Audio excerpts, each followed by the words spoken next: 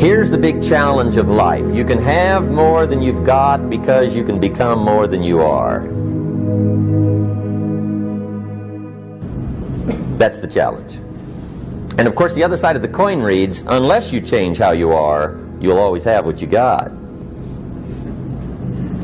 I have found in my experience that income does not far exceed personal development. Now sometimes income takes a lucky jump, but sure enough, unless you grow out where it is, it'll usually come back where you are. Life has strange ways. If somebody hands you $1 million, best you become a millionaire quickly, so you get to keep the money. Otherwise, sure enough, it'll disappear. Somebody once said, if you took all the money in the world, divided it up equally among everybody, it would soon all be back in the same pockets. Incredible. Success is something you attract, not something you pursue. Success is looking for a good place to stay. So instead of going after it, you work on yourself. Personal development. See, the major question to ask on the job is not what are you getting? The major question to ask on the job is what are you becoming? See, the big question is not what am I getting paid here? The big question is what am I becoming here? Because true happiness is not contained in what you get. Happiness is contained in what you become.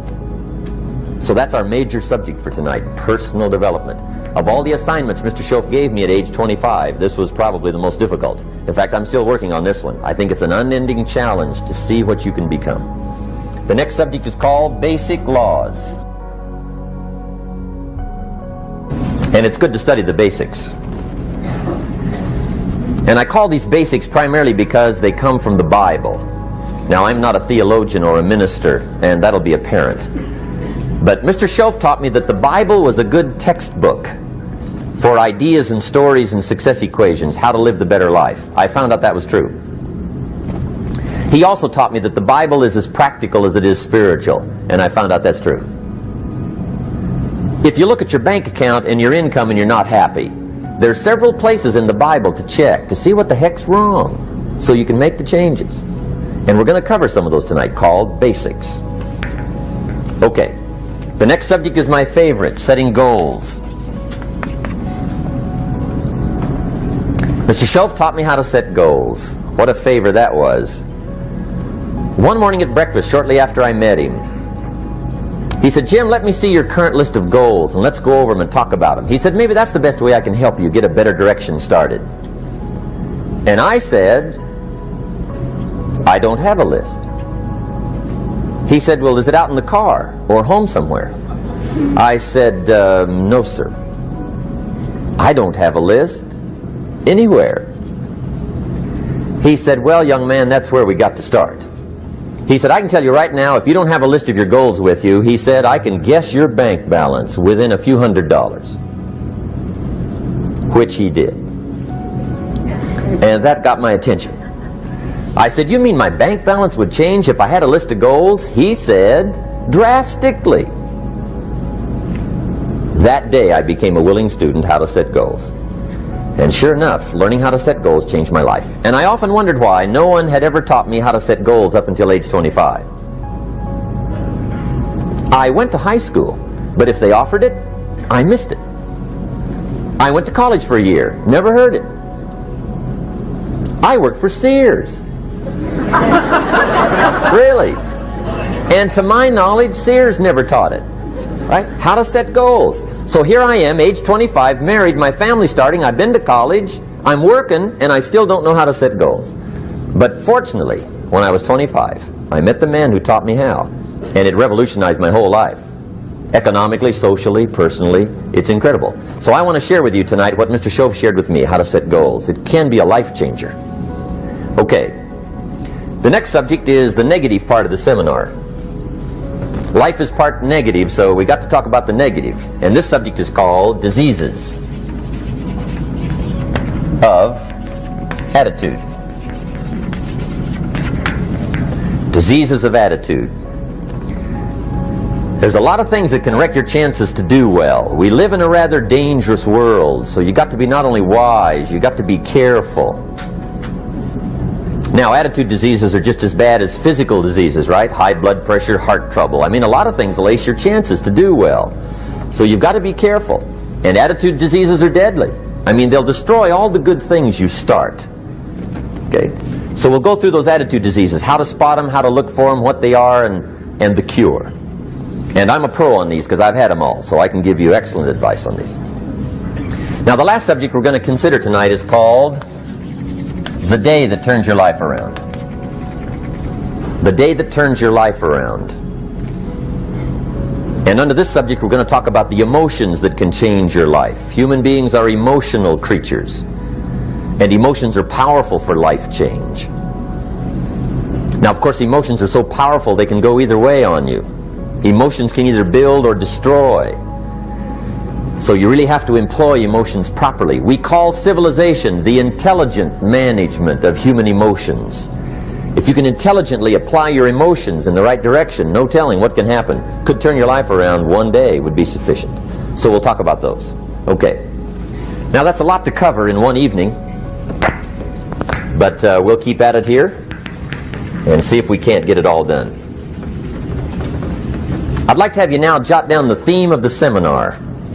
Every seminar should have a theme, I guess. We've got one. It's on some of our literature if you happen to notice it, but if you didn't, for your notes, here it is. The theme of the seminar goes like this: the major key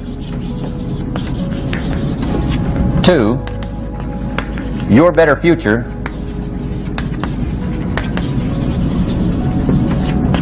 is you. That's the theme of our seminar tonight. The major key to your better future is you. And I'd like to have you underline two words just to give it some added punch. Underline the word major and the word you, so that it reads, the major key to your better future is you. Now, my first suggestion is transfer this to a card or something where you can put it up, where you can see it every day. Preferably put it up where you can see it at the beginning of the day, before you go off to put the day together. This is a good phrase just to glance at, to keep in mind as you're putting the day together. It's called the silent seminar. If you'll just let this talk to you during the day, I found it to be tremendously helpful. The major key to your better future is you.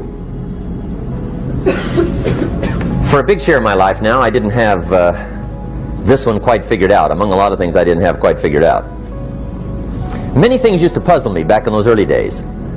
I used to wonder why two people could work for the same company, one make twice as much money. Now, see, that used to puzzle me. And maybe they were the same age, graduated from the same school, live in the same community, work for the same company, with the same products and the same services. They've got the same traffic, the same problems, and one makes $1,000 a month, the other one makes $2,000 a month. Now that was my puzzling question. Why would this long list be the same and the money twice as much? I asked, what's the difference between $1,000 a month and $2,000 a month? And I don't mean $1,000 a month, right? I could figure that out. But what makes the difference? Why would one person do twice as well, 3 times as well?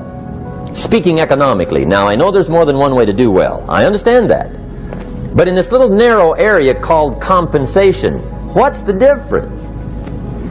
Well, back then, with my faulty thinking, I'm trying to reason it out. I thought, well, maybe time makes some of the difference, right? Some people do better because they have more time. I used to say, Harold ought to be able to do well. He's got a lot of time. If I had all of Harold's time, I could do well. Now, that's got to be dumb, right? Number one, you can't get somebody else's time. A guy says to me one time, he says, you know, if I had some extra time, I could make some extra money. I said, then forget it. There isn't any extra time.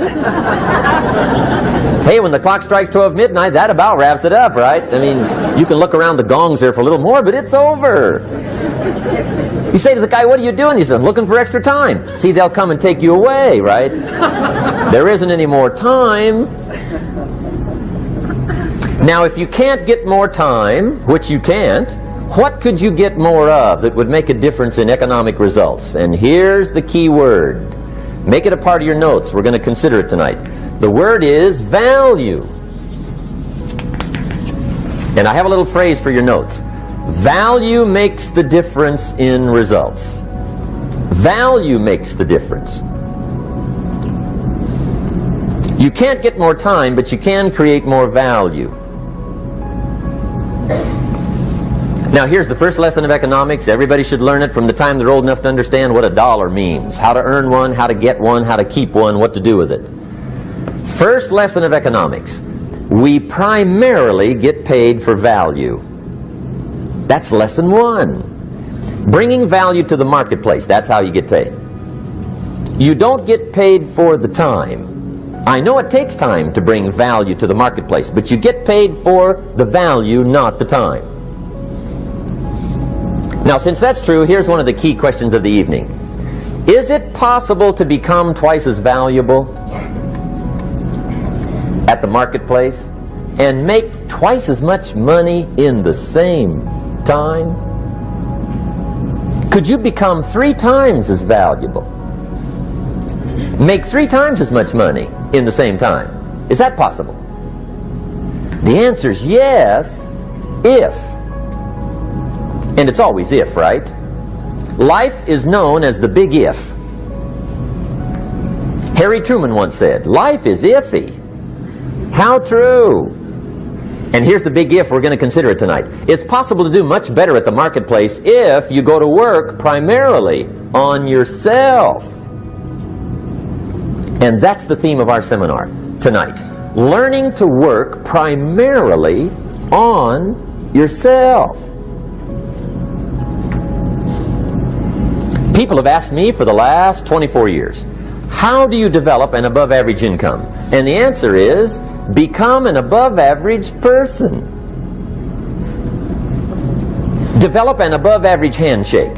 Some people want to be successful, they don't even work on their handshake. As easy as that would be to start on. They let it slide, they don't understand.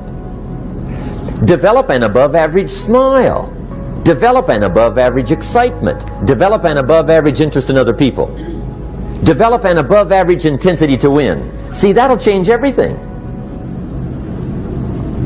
Probably one of the most frustrating experiences in life is looking for an above average job with above average pay without becoming an above average person. It's called frustration.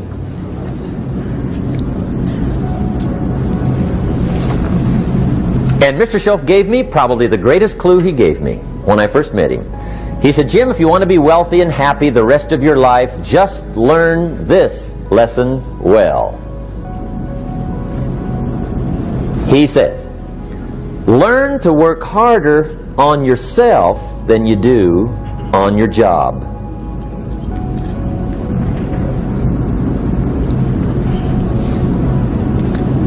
Then Mr. Schoaf gave me probably one of the most important clues among so many things he taught me, but this was in those early days. Mr. Schoaf was very kind, but he was also very abrupt. And he had these interesting questions to ask. I'm giving him a little rundown one day on how things hadn't worked out for me. He said, Mr. Rohn, I've got the answer for you if you will listen carefully. And listen carefully I did that day and for the next 5 years. If somebody's wealthy and happy, you gotta listen. He said, Jim, I've only known you a short time. But he said, it's already my honest opinion that for things to change for you, you've got to change.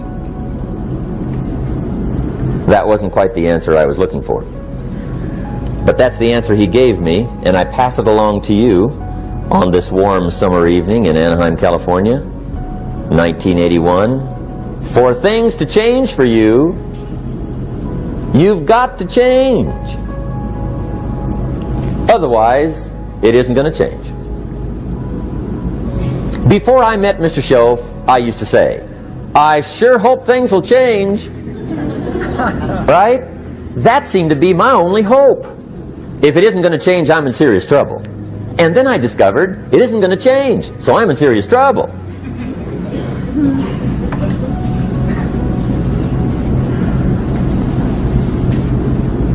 See, I can tell you what the 80s are going to be like. You have dropped into the right place. I did a seminar one time for Standard Oil executives and management in Honolulu. And we're having a conference one day on this big conference table. And one of them said to me, Mr. Rohn, you know some fairly important people halfway around the world. What do you think the 80s are going to be like? I said, gentlemen, I do know the right people. I can tell you. So they all listened very carefully. And I said, gentlemen, based on my wide experience, I can really honestly say to you, in my opinion, in the 80s, it's going to be about like it's always been. Aren't you glad you came? That's inside. I don't pass that around just everywhere. Now, of course, I said that to make a point, but I also said it because it's accurate. It's going to be about like it's always been. It isn't going to change. The tide comes in, and then what? It goes out. For 6,500 years that we know of, recorded history, and probably long before that. So it is not going to change. It gets light, and then what? It turns dark. 6,500 years. See, it's not likely to change. And we're not to be startled by that. And if the sun goes down, the guy says, what's happened, what's happened? It means he hasn't been here long, I guess, right? It always goes down about this time. The guy says, well, I don't like that arrangement. Well, you got to talk to somebody besides me, right? It gets light, then it turns dark. In rotation, the next season after fall is what? Winter. Pray tell, how often does winter follow fall? Every year regularly for the last 6,500 that we know of. See, it is not going to change. Now, some winters are long, and some are short, and some are hard, and some are easy, but they always come right after falls. It isn't going to change. Sometimes you can figure it out, sometimes there's no way to figure it out. Sometimes it goes well, sometimes it gets in a knot. Sometimes it sails along, sometimes it gets in reverse. See, that's not going to change. The last 6,000 years reads like this: opportunity mixed with difficulty. That's how it reads. It isn't going to change. The man says, well, if it isn't going to change, how will my life ever change? Answer, when you change. And whether I'm talking to high school kids or business executives, my message is always the same. And it goes like this: the only way it gets better for you is when you get better.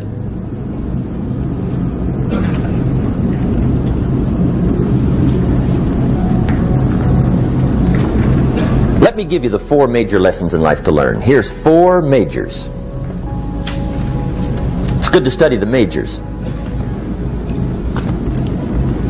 In our weekend seminar we teach, some people don't do well because they major in minor things. You've got to be on the lookout. At the end of every week, end of every month, you've got to check, make sure you're not spending major time on minor things. We go through that whole series. Majors and minors. Now, let me give you 2 phrases before we get to the 4 majors. This will set it up and you'll see where I'm going. 2 key phrases for your notes. Here's the first one. Life and business is like the changing seasons. That's the first phrase. Life and business is like the changing seasons. One of the best ways to describe life, it's like the seasons. Frank Sinatra sings, life is like the seasons. Now here's the second phrase. Very important. You cannot change the seasons, but you can change yourself. You can't change the seasons, but you can change yourself. And see, that's how life gets better for you. Not by chance, but by change. Now, here's the 4 major lessons in life to learn. I've got my first book finished. Came out a couple of weeks ago. This is in it. The 4 major lessons in life to learn. Here they are. Number 1, learn how to handle the winters. That's lesson 1. They come right after falls with regularity. Some are long and some are short and some are hard and some are easy, but they keep coming. You must learn to handle the nights. They come right after days. You must learn to handle difficulty. It comes right after opportunity. You must learn to handle recessions. They always follow progressions for the last 6,000. See, it isn't going to change. The lesson you must learn is how to handle it. And there's all kinds of winters, right? The winter when you can't figure it out. The winter when it all goes smash. The winter when it turns belly up. The winter when it won't work, when you've run out of money and you've got a broken heart. See, those are winter times. There's all kinds. Economic winters, social winters, personal winters. When your heart is smashed in 1,000 pieces and the nights are unusually long, your prayers seem to go no higher than your head. It's wintertime. Barbara Streisand sings, "It used to be so natural to talk about forever, but used to be's don't count anymore. They just lay on the floor till we sweep them away. You don't sing me love songs, and you don't say you need me, and you don't bring me flowers anymore." A song of winter. But see, the disappointments come. Those are normal. That's part of life. But the question is, how do you handle it? How do you handle the coming winters and the disappointments and the down times? Well, you can't get rid of January by tearing it off the calendar. But here's what you can do. You can get stronger, you can get wiser, and you can get better. The winters won't change, but you can. And that's how life changes for you. See, before I understood, when it was winter, I used to wish it was summer. I didn't understand. When it was hard, I used to wish it was easy. I didn't know. And then Mr. Schoaf gave me a part of his very unique philosophy when he said, "Don't wish it was easier, wish you were better." See, that triggered my whole life change. Don't wish for less problems, wish for more skills. Don't wish for less challenge, wish for more wisdom. That's the key. So that's lesson 1, learn how to handle the winters. Here's lesson 2, learn how to take advantage of the spring. That's the second one. Spring is called opportunity. And spring follows winter. What a great place for it. If you were going to put it somewhere, that'd be the place to put it, right after winter. And pray tell, how often does spring follow winter? Every year with regularity, 6,000. You can almost count on it. See, opportunity always comes. Days follow nights. Isn't that terrific? Opportunity follows difficulty. But here's what you must learn to do. Underline these 2 words in that key phrase.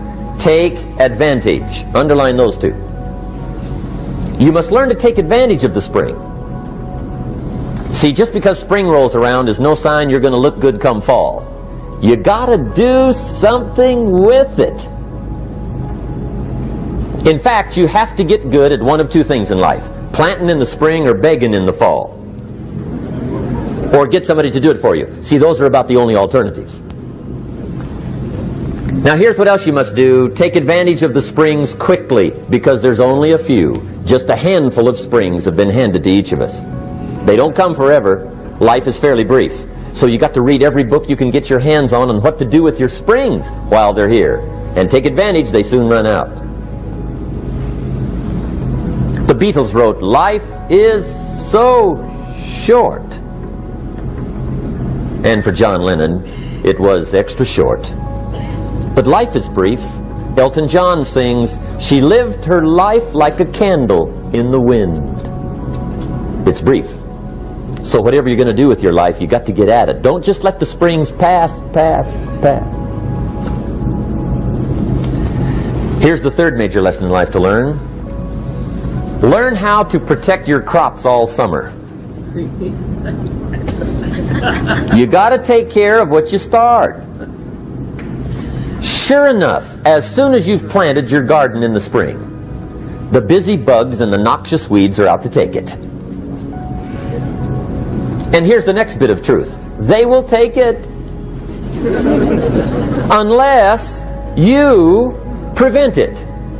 And that's the third major skill to learn. You've got to learn to prevent the intruder from taking all the good you start. It's one of the challenges. Here's two key phrases under number 3.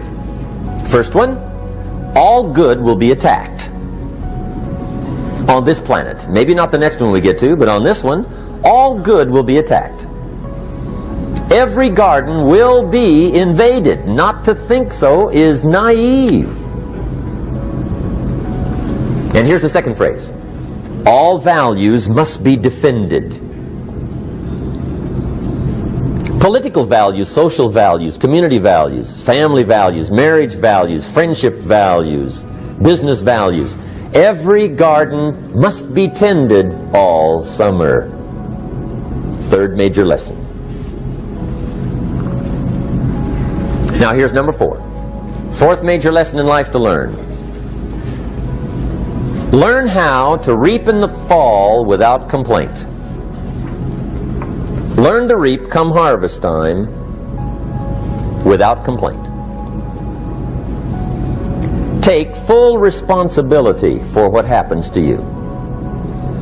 It's one of the highest forms of human maturity, accepting full responsibility.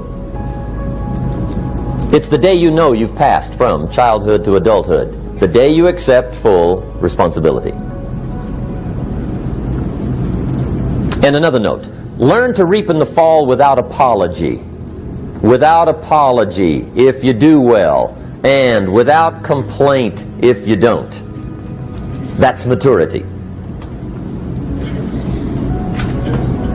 I used to have that long list of reasons why I wasn't doing well. To explain. You got to explain, right? Otherwise you're going to look bad. I used to have this funny list called Reasons for Not Looking Good.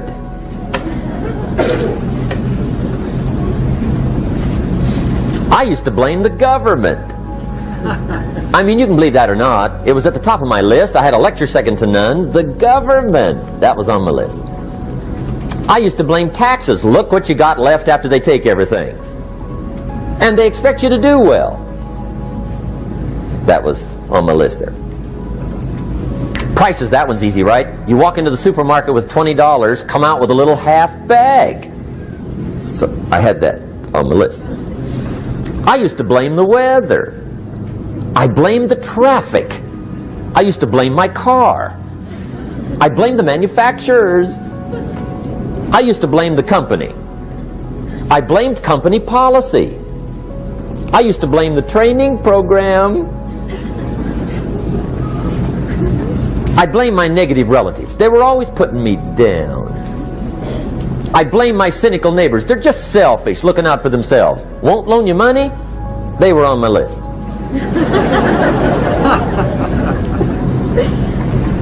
I used to blame the economy. I blamed the community. That's a pretty good list for not doing well, isn't it? I thought it was good. I'll never forget one day, Mr. Schoaf was very kind, but he was also very blunt. And this was no exception. And I'm glad he was blunt. There's a lot of things I'd have missed if he hadn't have been blunt. One day, with sort of a curious look on his face, he said, "Jim, just out of curiosity, tell me, how come you haven't done well up until now?" Excellent question.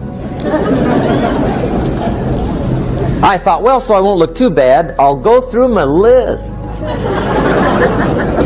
And this list I just gave you, I put that on him. And he was very patient. He let me go through the whole thing, the government, the weather. I went through this whole thing. When I finished, he looked my list over very carefully. He said, "Mr. Rohn, big problem with your list. You ain't on it." How brilliant.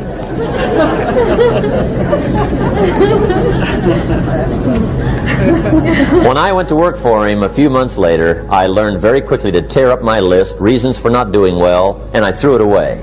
And I got me a fresh piece of paper. And I put one word on it. Me. There's a Black Heritage spiritual that says, "It's not my mother nor my father, nor my brother nor my sister, but it's me, O Lord, standing in the need of prayer." See, I used to blame everything outside. And then let me give you a little philosophy that helped turn my life around. For your notes, here it is. It's not what happens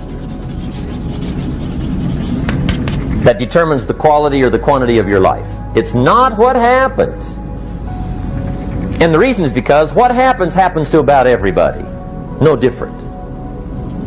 The sun went down on all of us last night. A common event, a happening. And I found out that the same things can happen to two different people. One gets rich and one stays poor. Why is that? It's because it's not what happens, but rather it's what you do that changes everything. So that's a key phrase. It's not what happens, it's what you do. What happens is about the same. You might put that in parentheses here. Same. What people do, that's what's different. Anything can happen, right? Everything can happen. I've heard all the stories. I've been one of the stories. Hey, we could all tell stories all night long, right? Happenings. Anything can happen. Have you heard of Murphy's Laws? Anybody here heard of Murphy's Laws? Okay, most of you have. Murph had these laws. One of them was, if anything can go wrong, it will. That's one of Murphy's Laws. He was not one of the great positive speakers of the day. But anyway, it's still true though, right? Anything can go wrong, everything can go wrong. For sure. I've fallen out of the sky so many times. Once to the tune of a couple of million. Devastating. Took me a while to survive that one. Now, it wasn't all that much, but it was all I had. I mean, that's when it's much, right? When it's all you got. If you got 3, 2 go, you got 1 left, you ain't looking that bad. But when it all goes. Has anybody been there when it all went? Anybody? Come on, the rest of you liars. Go ahead. Hey, we've all been there, right? When it all went. Of course, it used to be a long time ago, right? When you ran out of money, got to 0, you were all through. Heck, now you can whistle right on by 0, right? I mean, they will bury you. That's what they will do.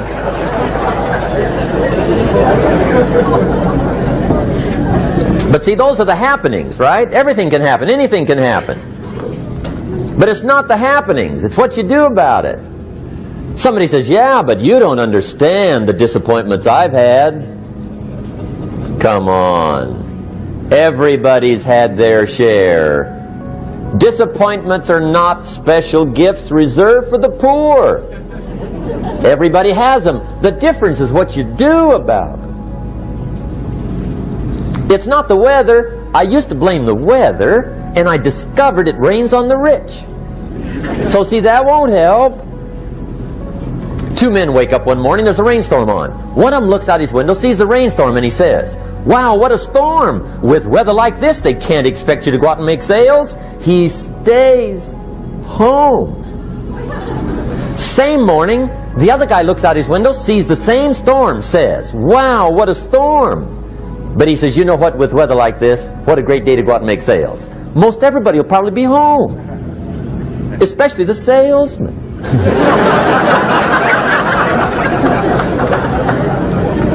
See, that's the difference in how your life works out. It's not what happens, it's what you do. So here's one of the key questions of the evening. Starting tomorrow, what are you going to do that'll make a change in your life's direction? Good question. What are you going to do starting tomorrow that'll make a difference? Now see, if you don't do something starting tomorrow that'll make a difference, guess what? It's gonna be the same. And see, that way you can guess what the next 5 years are going to be like. Look at the last 5. Because the next 5 are going to be like the last 5 unless you, major key, tomorrow, change it all. Or change a little, or change something, or don't change. It's choice time. You can do whatever you want. But it's nice to know any day you wish you can change your whole life.